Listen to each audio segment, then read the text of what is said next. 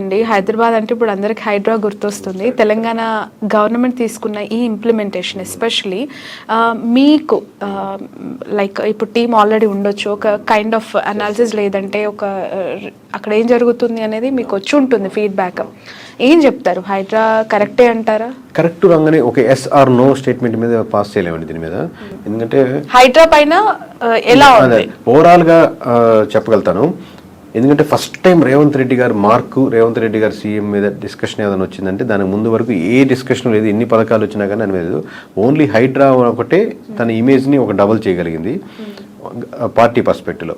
At the same time negativity ఏంటంటే ప్రజలు హ్యూజ్గా discuss చేసుకునేది ఓకే మా ఇల్లు కొట్టేస్తున్నారు యాక్సెప్టెడ్, బట్ ఆ ఇల్లుకి పర్మిషన్ ఇచ్చిన 10 మంది యొక్క లిస్ట్ని వాళ్ళు సస్పెండ్ చేస్తారా చేయరా. ఇంకోటి రోడ్డు వెడల్పు చేస్తున్నారు అనుకోండి, రోడ్డుకి అటు ఇటు ఒక 10 షాపులు ఇటు 10 షాపులు అనుకోండి, రోడ్డు వెడల్పు చేస్తున్నప్పుడు ఆ 10 షాపుల వాళ్ళు ఇబ్బంది పడతారు. కానీ మీరు వెళ్ళే ట్రావెల్ చేసిన రోడ్డు చాలా బాగుంది, చాలా మంచి పని చేస్తున్నారు అనుకుంటారు. వీళ్ళ పర్స్పెక్టివ్ వేరు, వాళ్ళ పర్స్పెక్టివ్ వేరు. అలాగే పెద్ద పెద్ద భవనాలు కూల్చేస్తున్నా, పెద్ద పెద్ద కాలేజీలు కూల్చేయాలి, అలాంటివి చేయాలి అని గట్టిగా అంటున్నారు. కానీ ఇండివిజువల్గా తను ఇబ్బంది పడుతున్నప్పుడు నేను ఇంత కష్టపడి కట్టుకున్నాను, ఆ లోన్ ఈఎంఐ పెట్టి కట్టుకున్నాను, నాకు ముందుగానే చెప్పాలి కదా, లేదా నాకు పర్మిషన్ ఇచ్చినప్పుడు మేము కళ్ళు మూసుకున్నారా. ఎందుకంటే గవర్నమెంట్ ఇది బీజేపీ గవర్నమెంట్, టీఆర్ఎస్ గవర్నమెంట్, లేదా కాంగ్రెస్ గవర్నమెంట్ కదా, తెలంగాణ గవర్నమెంట్ ఇది. సో ఈ రాష్ట్రం ఫామ్ అయినప్పటి నుంచి తెలంగాణ గవర్నమెంట్ లేదా ఏపీ గవర్నమెంట్ ఉన్నప్పటి నుంచి. కానీ ఇంతకుముందు ఇప్పుడు దాకా ఏం చేశారు ఇన్ని రోజులు అనే క్వశ్చన్ ఆబ్వియస్గా రైజ్ అవుతుంది. సో ఇవన్నీ కలబురుచుకొని చెప్పాలంటే, ఒకటి ఓవరాల్గా స్టేట్లో చూస్తే పీపుల్ ఆర్ మోర్ రైట్ అని అంటున్నారు. బట్ ఇండివిజువల్గా ఒక్కొక్కరితో చూసినప్పుడు ఇది ముందుగానే చెప్పాలి, లేదా అప్పుడు ఏం చేస్తున్నారు, లేదా వీళ్ళని సస్పెండ్ చేశారా, మమ్మల్ని కూల్చారు కానీ దీని పర్మిషన్ ఇచ్చిన 10 మందిని సస్పెండ్ చేసిన లిస్ట్ కనపడుతుంది ఆఫీసర్స్. ఓవరాల్ గా గవర్నమెంట్ కి ఇది ప్లస్ పాయింట్ అంటారా మైనస్ పాయింట్? ఓవరాల్ గా అయితే ప్లస్ పాయింట్ అండి. బట్ ఇన్ ద సెన్స్ నేను చెప్పాను కదా, బాధితులు అనే దానికి ఒక సెక్షన్ నెగిటివిటీ వస్తుంది. బట్ ఓవరాల్ గా మీకు దూరం నుంచి చూసినప్పుడు మెజారిటీ సెక్షన్ హైడ్రాను సపోర్ట్ చేస్తున్నారు. ఓకే. ఇంకా వాళ్ళు తీసుకుంటున్న పాలసీస్ పైన ప్రజల్లో నుంచి వస్తున్న వ్యతిరేకత ఈ ఒక్క టాపికే కాకుండా మీరేం గుర్తించారంటారు ఈ 100 days? అంటే చెప్తాను, అది డీటెయిల్ గా ప్రెస్ మీట్లో చెప్తాను. బట్ ఓవరాల్ గా ఏంటంటే ఇది కూల్చడం అనేది నాట్ డెవలప్మెంట్ కదండి. డెవలప్మెంట్ పరంగా కోరుకుంటారు, ఒకటి ఉన్నదాన్ని పక్కది వేర్చడం, మరి కొత్తగా ఏం బిల్డ్ చేస్తారు అనేదాన్ని మీరు మీ మార్క్ ఆఫ్ పాలిటిక్స్లో చేయగలిగితే బెటర్గా ఉంటుంది. అది ఏంటి అనేది మీరు ఏ పాలసీ తీసుకొస్తే బాగుంటుంది, ఎక్కడెక్కడ. ఇప్పుడు చాలా వరకు రియల్ ఎస్టేట్ చాలా ఘోరంగా ఉంది, దాదాపుగా కొనుగోలు కానీ అమ్మకాలు కానీ బాగా అయిపోయినాయి. రియల్ ఎస్టేట్ అనుకున్నంత పుంజుగా రావట్లేదు. తన రీబ్రాండింగ్ చేసుకోవాల్సిన అవసరం ఉంది. కొత్తగా ప్రాజెక్ట్స్ అయితే చాలా వీక్గా ఉన్నాయి. At the same time BRS కూడా ఆ ఓట్ బ్యాంకింగ్ తన స్ట్రెంత్ తను నిలుపుకుంటూ ఉంటుంది పార్టీ పరంగా చూసినా కానీ. సో ఇవన్నీ క్రోడీకరించుకొని ఆబ్వియస్గా స్టెప్స్ తీసుకోవాల్సి వస్తుంది. ఈ మధ్య కాలంలో కాంగ్రెస్ లోకి భారీ వలసలు ఉండబోతున్నాయని చెప్పి మనం బాగా వార్తలు విన్నామండి. ఇక్కడ ఏం జరుగుతుంది, బీఆర్ఎస్ ఖాళీ అయిపోతుందా, జీరో అవుతుందా అనే స్టేజ్ వరకు ఆలోచనలోకి ప్రజలు వచ్చేసిన క్రమంలో అరికపూడి గాంధీ గారి ఇష్యూ మీరు చూసే ఉంటారు, పాడి కౌశిక్ గారు చేసిన. ఆ తర్వాత అవన్నీ కూడా ఆగిపోయినట్టు అనిపిస్తుంది. నిజంగానే అంటే బీఆర్ఎస్ ఫ్యూచర్ ఎలా ఉండొచ్చు అంటారు? ఇప్పుడు మీకు ఎప్పుడు కూడా లాంగ్ టర్మ్ గా లోకల్ ఉన్న పార్టీకి, ఆ స్టేట్ లో ఉన్న పార్టీకి ఎప్పటికీ అడ్వాంటేజ్ ఉంది. బట్ మీరు నిలబడగలగాలి. ఇప్పుడు సాపా తీసుకున్నాను ఉత్తరప్రదేశ్లో, సమాజ్వాదీ పార్టీ ఉందో కొంచెం ఒక కమ్యూనిటీకి బాగా సపోర్ట్గా ఉంటుంది అనుకున్నప్పటికీ కూడా లాంగ్ టర్మ్ చూస్తే అసలు ఇంపాసిబుల్ అనే కేసు కానించి పాసిబుల్గా వైపు వచ్చారు కదా. సో ఇక్కడ చూసుకుంటే మీకు ఏపీలో టీడీపీ ఉంది, జనసేన ఉంది, వైఎస్ఆర్సీపీ ఉంది. ఇవన్నీ స్టేట్కి సంబంధించిన పార్టీలు, లోకల్ పార్టీలు. బట్ ఇక్కడ తెలంగాణ చూస్తే ఒకే ఒక పార్టీ ఉంది, ఆప్షన్ లేదు, బీఆర్ఎస్ ఒకటే ఉంది.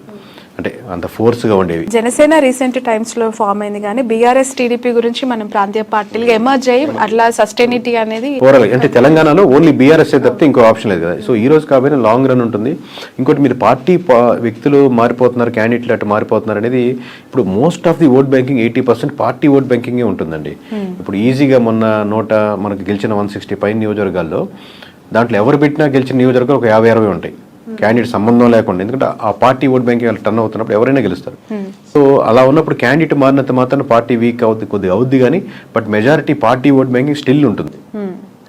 దాని ఇంపాక్ట్ చూసుకోవాల్సిన అవసరం లేదు. మన ఓట్ బ్యాంకింగ్ ఏంటి, ఇంకా బెటర్గా ఏం చేస్తే బాగుంటుంది. నా క్వశ్చన్ అది, బెటర్మెంట్ కోసం బయటికి వస్తే కేసీఆర్ గారు బాగుండు, ఇంకా యాక్టివిటీ పెంచితే బాగుండు, హైడ్రా బాధితులు పెరిగిపోతున్నారు, అనుకున్నంత స్థాయిలో ప్రతిపక్షం ఇక్కడ రెస్పాండ్ అవ్వట్లేదు అనే వాళ్ళకి, అంటే కేసీఆర్ గారు కనిపించట్లేదు, కవిత గారు రిలీజ్ అయినా బయటికి, ఈ కైండ్ ఆఫ్ ఒక మాటలు వినిపిస్తుంది. ఇప్పుడు మనం ఆబ్వియస్లీ యాక్సెప్టెడ్ ఫ్యాక్ట్ ఏంటంటే కేసీఆర్ గారు మామూలుగా ఆయన వయసు రీత్యానో లేకపోతే వృద్ధాప్య రీత్యానో లేకపోతే ఉన్న హెల్త్ ఇష్యూస్ పరంగా ఆబ్వియస్గా అన్ని నియోజకవర్గాలు ఫస్ట్ తిరిగేసి అక్కడ ఇంతకుముందు పెట్టినట్టు తెలంగాణ ఉద్యమం చేసినట్టు చేయలేరు. So obviously you have to take a decision who is the next leader అని తీసుకొని కేటీఆర్ గారు లేకపోతే ఇంకోటి ఆ ముందు ఫ్రంట్ ఎండ్లో ఉంచుకొని వాళ్ళు ఆ వెగరస్గా చేసే పనులు గట్టిగా పీపుల్ మేము ఉన్నాము, ఇది మా తెలంగాణ, మా పార్టీ ఉంటాము, బీఆర్ఎస్ ఉంటుంది అనేది గట్టిగా నిలబడగలగాలి. అదైతే కొంచెం ల్యాగింగ్లోనే ఉంది. ఓకే ఓకే సార్, ఇంతకుముందు మీరు అన్నట్టు బీజేపీ ఎప్పుడు ఒక సిద్ధాంత ధోరణి, లైక్ ఒక సిద్ధాంత పార్టీ, ఆర్ఎస్ఎస్ భావజాలం అంటారు, లేదంటే సనాతన ధర్మం అంటారు, హిందుత్వ అంటారు, ఇలాంటి ఎజెండాస్ అన్ని బోర్ కొట్టేసాయి ప్రజలకి, ఇంకా లైవ్లో ఉన్నాయి? లేదు, అట్లా ఉంటుందండి. ఆ ఓట్ బ్యాంకింగ్ ఎప్పుడు ఉంటుంది. బట్ మీకు గెలవాలంటే కావాల్సిన vote banking curve vote banking కదా. ఓన్లీ మనకంటూ ఒక ఓట్ బ్యాంకింగ్ పడింది కదా అనుకునేది సరిపోదు కదా. అప్పుడు కరువు ఓట్ బ్యాంకింగ్ ఎందుకు వచ్చింది? కాంగ్రెస్ నుంచి షిఫ్ట్ అయినటువంటి ఓట్ బ్యాంకింగ్ బీజేపీ వైపు చూసింది. కోర్ ఓట్ బ్యాంకింగ్ ఇప్పుడు ఉంటుంది, రేపు ఉంటుంది, రేపు పొద్దు పర్సెంట్ తగ్గొచ్చు, కానీ అది ఎప్పటికే ఉంటుంది.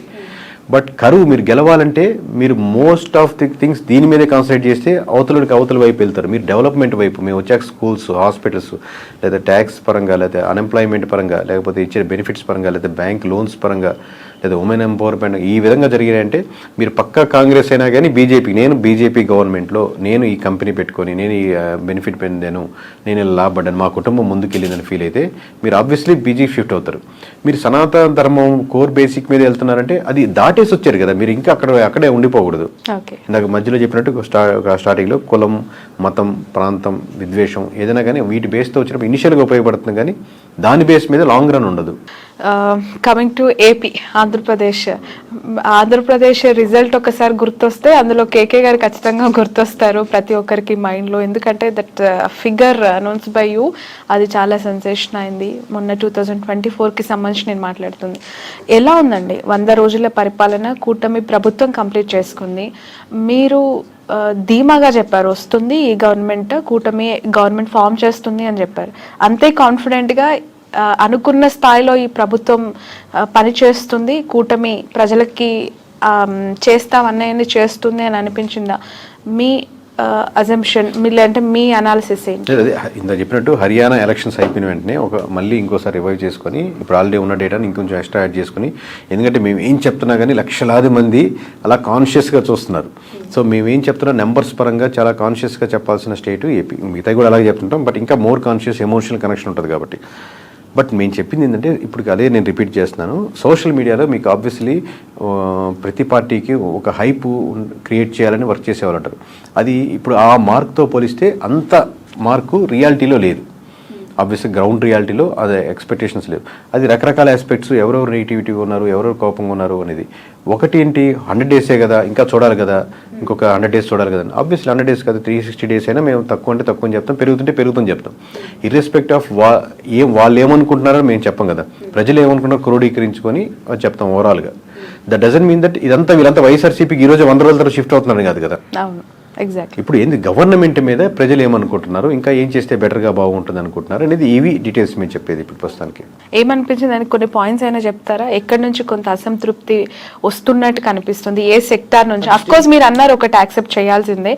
చాలా మందితో నేను కూడా మాట్లాడినప్పుడు 100 రోజులే కదా, ఇంకా చాలా కాలం ఉంది, డిసైడ్ చేద్దాం, ఇంకా టైం ఉంది అన్నారు. బట్ అదర్ సెక్టార్స్ కూడా ఉన్నాయి కదా. అదే ఇప్పుడు ఓవరాల్గా పథకాలు అనేది ఇంకా ఫుల్ ఫ్లెడ్జ్డ్గా రాలేదు. ఇంకా దానికి మొత్తం పథకాలు వేసే టైం పడుతుంది. చూద్దాండి, మొత్తం పథకాలు వచ్చేదాకా టైం పడుతుంది అనుకుని ఒక థాట్ ప్రాసెస్లో అతను ఉంటుంది కదా. తను అనుకుని ఇంకా రాలేదని అనుకుంటాడు. లేదు, పథకాలన్నీ వచ్చాక తనకు కావాలనుకున్నటువంటి డెవలప్మెంట్, స్కూల్స్ కానీ ఇంకోటి కానీ ఇంకా నాకు ఇంకా ముందుకు రాలేదు కదా, లేకపోతే నా రోడ్డు ఇంకా కాలేదు కదా, ఇంకా దీనికి ఆర్డర్ వచ్చిందా, రాలేదు, ఇంకా ఎన్ని రోజులు ఏంటి. ఇప్పుడు ఆబ్వియస్గా గవర్నమెంట్ ఫామ్ అవ్వగానే ఇది రోడ్డు ఫామ్ అయిపోద్ది అని ఎక్స్పెక్ట్ చేస్తూ ఉంటాడు. లేదా గవర్నమెంట్ ఫామ్ అవ్వగానే నాకు ఇష్యూస్ పోలీస్ స్టేషన్స్లో రికవర్ అవుతాయి, నా కేసెస్ త్వరితగతిన రిజాల్వ్ అవుతాయి అనుకుంటాడు. సో ఆ పరంగా ఇంకా వెళ్ళినప్పుడు కొంచెం అసంతృప్తి స్టార్ట్ అవుద్ది. మీరు వెంటనే ఏది ఇష్యూస్ ఐడెంటిఫై చేసి రిజాల్వ్ చేయగలిగితే ముందుకెళ్తారు. పర్లేదులే. అలాగే కార్యకర్తలు ఎవరైతే గెలిపించారో దగ్గరుండి, ఎమ్మెల్యేలు కానీ లేకపోతే మొత్తం గవర్నమెంట్ గెలిపించారు, నేను ఆబ్వియస్గా ప్రతి ఒక్కరు నేను ఒక బెనిఫిట్ ఎక్స్పెక్ట్ చేసి అంత మీరు అనుకున్న చూడండి దాకా కోర్ గ్రూప్ ఒకటి ఉంటారని. ఆ కోర్ గ్రూప్ ఏంటి, స్వతహాగా సపోర్ట్ చేసేవాళ్ళు ఉంటారు. ప్లస్ తనకు కూడా ఒక బెనిఫిట్ ఎక్స్పెక్ట్ చేస్తాడు. నేను ఇన్ని రోజుల పని ఉంటుంది ఎక్స్పెక్ట్ చేస్తాడు. అది రైట్ ఆర్ రాంగ్ గా పక్కన పెడితే అడ్మినిస్ట్రేషన్ పరంగా సో వాళ్ళు కొంచెం గ్యాప్ లో ఉన్నారు. మరి వాళ్ళని ఎలా పార్టీ ఫుల్ఫిల్ చేస్తుందా లేదా గవర్నమెంట్ పరంగా ఫుల్ఫిల్ చేస్తారా అనేది వేరే డిసిషన్. గవర్నమెంట్ పరంగా ఫుల్ఫిల్ చేయడానికి రైట్ లేదు, ఎందుకంటే they are not part of the government కదా. పార్టీ పరంగా ఎలా వాళ్ళకి పదవుల రూపేనా లేకపోతే వాళ్ళకి వర్క్స్ రూపేనా ఇస్తారా అనేది వేరే విషయం. సో ఎన్ని క్రోడీకరించి చెప్తున్న మాట ఏంటంటే ఆన్ గ్రౌండ్ రియాలిటీలో మటుకు కంపారిటివ్లీ మీకు సోషల్ మీడియాలో చూపించినంత అయితే అద్భుతంగా తృప్తిగా ఉన్నట్టుగా కనపడటం లేదు. కేకే గారు, సోషల్ మీడియా, డిజిటల్ మీడియా లేదంటే శాటిలైట్ ప్రింట్ మీడియాల ప్రభావం ప్రధాన పార్టీల పనితీరు పైన ఎంతవరకు ఉంటుందంటారు? మీరు ఇంతకాలం ట్రావెల్ చేశారు కాబట్టి. ఎందుకంటే ఒకరు అంటారు అసలు ఇవి ఇన్ఫ్లుయెన్సే కాదు, గ్రౌండ్ లో ఉన్న రియాలిటీ వేరంటారు. మరొకరు అంటారు అసలు ప్రజల నాడిని ఏ టీవీ ఛానల్ ఏ జర్నలిస్టు పట్టుకోలేరని ఇంకొకరు అంటారు. As a psephologist, as a ఒక strategy company owner, what is your? ఖచ్చితంగా మనకు అందరికి అర్థమయ్యే ఎగ్జాంపుల్, మనకు బిర్యానీ పైన గార్నిషింగ్ చేస్తాం చూడండి. ఆ గార్నిషింగ్ చేసినప్పుడు లేదా ఫోటో చూపించినప్పుడు అద్భుతంగా కనపడుతుంది. అది నిజంగా అంతే అద్భుతంగా ఉందనుకోండి, అది ఇంకా అది డబల్ రేట్ తీసుకెళ్తుంది. గార్నిషింగే అద్భుతంగా ఉంది, లోపల బిర్యానీ మనం ఒక ముద్ద తినగానే అబ్బా ఇంత దారుణంగా ఉంది, ఈ ఫోటో చూసి ఇక్కడికి వచ్చామా అని మనం వెనక్కి వెళ్తాం చూడండి. సో మీకు సోషల్ మీడియాలో అతను స్లో మోషన్ నడుస్తుంటే వీరుడు సూర్యుడు ధీరుడు అని చెప్పి ఆయన బ్యాక్గ్రౌండ్ సాంగ్ పెట్టింది అటెన్షన్ బయట చూపించడానికి మనకు వస్తుంది. లోపల నియోజకవర్గానికి అక్కడ అతను ఎక్కడెక్కడ ప్లాట్లు వేస్తున్నా కానీ అతను పర్సంటేజ్ జరగడం, కబ్జా జరగడం, ఇవన్నీ వాళ్ళు నవ్వుకుంటారు, వాళ్ళేమో అద్భుతం అనుకుంటారు. సో సోషల్ మీడియా అనేది ఉపయోగపడుతుంది, అది రియాలిటీగా ఉన్నప్పుడు కూడా. రియాలిటీని కాకుండా పూర్తిగా పర్పెండిక్యులర్గా బ్లఫ్ చేస్తున్నప్పుడు ఆ నియోజకవర్గంలో పెద్ద ఓటు డిఫరెన్స్ ఉండదు. మొత్తం స్టేట్ అంతా కూడా తన వైపు చూసినా కానీ ఆ లోకల్ నియోజకవర్గంలో తను ఓడిపోతాడు. ఎగ్జాగరేట్ చేసినా పనికిరాదు అంటారు. అది రియాలిటీ అన్నప్పుడు పనికొస్తుంది, దగ్గరగా ఉన్నప్పుడు. ఆ అమ్మాయి ఎంత సౌమ్యురాలు, ఎంత మంచిరాలు అంటే మీరు బయట అరిచేదానికి అక్కడ వీడియోలో చూపించేదానికి చాలా దారుణంగా ఉంది. మీరు లోకల్ నియోజకవర్గంలో హైట్ చేయలేరు కదా మీ పనితీరుని. ఎవ్రీడే మాట్లాడుకుంటూ ఉంటారు. ఇప్పుడు ఒక ఎమ్మెల్యే మొన్న ఇష్యూ జరిగింది, ఎవరో ఇక్కడ ల్యాండ్స్ ఇష్యూ చేయగానే ఆయన పర్సంటేజ్ నాకు కావాలని చెప్పారంట. ఆయన వచ్చి అప్రోచ్ అయ్యారు, ఇట్లా అడుగుతున్నారండి ఇట్లా చెప్పారు, ఇన్ఫర్మేషన్ ఏదో షేర్ చేశారు. బట్ ఆ నియోజకవర్గం తెలిసిపోతుంది, స్టేట్ అంతా తెలియదు.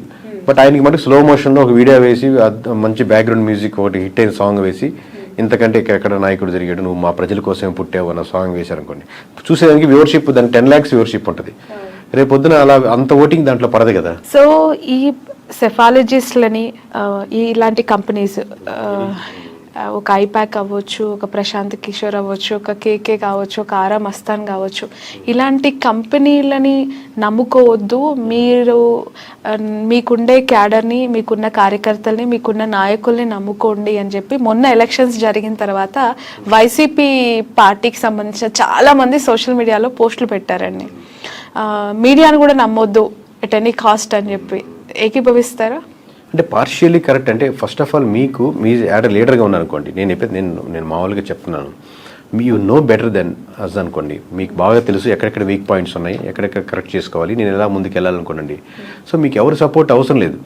మీరు ఎవరితో టేస్ట్ ఎందుకు చూపిస్తారు, కొంచెం ఉప్పు ఎక్కువైందని నేను అనుకుంటాను, నాకు బాగానే ఉందని. ఒకసారి బయట వాళ్ళకి కూడా మనం చూపిస్తాం కదా, టేస్ట్ చూపించి ఎలా ఉంది అని అడుగుతాం. లేదా కరెక్షన్స్ చెప్తారు ఒక మాస్టర్గా, ఎందుకంటే ఇట్లా 4-5 చోట్ల చూసేవాడు ఇది కరెక్షన్ చేస్తే బాగుంటుంది, ఇక్కడ మీరు ఈ వర్గంతో బాగా దూరంగా ఉన్నారండి, వీళ్ళు ఇలా అనుకుంటున్నారు, ప్రాపర్గా చేసి మీకు ప్రాపర్గా ఫీడ్బ్యాక్ ఇచ్చి ఇన్పుట్ చెప్పగలిగితే బాగుంటుంది. లేదు మీరు అద్భుతం అని చెప్పి వాళ్ళు అద్భుతం అనుకోని ఇద్దరు అనుకోని సన్నాసి రాసి బూడిది రాస్తున్నట్టు ఇద్దరు అద్భుతం అంటే ఏం పెద్ద రిజల్ట్ ఏమి ఉండదు దాంట్లో. నిజంగా మేము ఇప్పుడు సోషల్ మీడియా సైడ్ వెళ్ళాం. అందుకే ఇప్పుడు మేము స్ట్రాటజికల్ పార్ట్నర్గా ఎవరితో మాట్లాడుతున్నా, ఇంతమంది మీరు వచ్చినప్పుడు ఎవరు చూస్తుంటారు కదా, వాళ్ళతో మేము సోషల్ మీడియా వైపు వెళ్ళాం. ఎందుకంటే సోషల్ మీడియా ఏంటింది, వాళ్ళు లేనిది ఉన్నది క్రియేట్ చేసి వాళ్ళు అద్భుతం అని చూపించడానికి. అది కావాలంటే మీరు సెపరేట్ చేయించుకోండి. మేము only will take care of the నియోజకవర్గం ఏం కోరుకుంటుంది, ఎమ్మెల్యే నుంచి ఏం కోరుకుంటారు, ఎక్కడ గ్యాప్స్ ఉన్నాయి, ఎక్కడ ఫిలప్ చేసుకోవాలి. మీకు ఇండివిజువల్గా మీకు రెస్పాన్సిబుల్గా మీకు విధేయతగా ఉంటాం, కానీ మిమ్మల్ని అద్భుతం అని చూపించే దాంట్లో మేము ఉన్నాం. సో మేము రైటో కాదో అని వాళ్ళు డిసైడ్ చేసుకోవాలి, అది మేమే అద్భుతం అని చెప్పం. చంద్రబాబు నాయుడు గారి పరిపాలన 4.0 దిశగా ఉంటుంది, తన మార్కు చూపిస్తారు అని చెప్పి పదే ఆ పార్టీ నాయకులు చెప్తూ ఉంటారు కదా. ఎక్కడైనా టచ్ అయిందా అలాంటి మార్క్ పొలిటికల్ స్టెప్స్? అంటే ఇప్పుడే కదండి స్టార్ట్ చేసింది, ఇంక మొత్తం అదే ఆ మార్క్ లేదని ఇంకో టైం పడుతుంది. బట్ మేము చెప్పేది ఇప్పటికీ ఏమనుకుంటున్నారు అని చెప్తున్నాం. మాకు ఇంకా టైం కావాలి, తీసుకోండి, take your own time.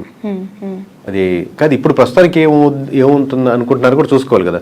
Not 100 days అండి, every decision impact the government every day 1 నుంచి మీరు తీసుకుని నా మొదటి సంతకం దీని మీదే పెడుతున్నానంటే అప్పుడు మామూలుగా 200 days తర్వాత పెట్టచ్చు కదా.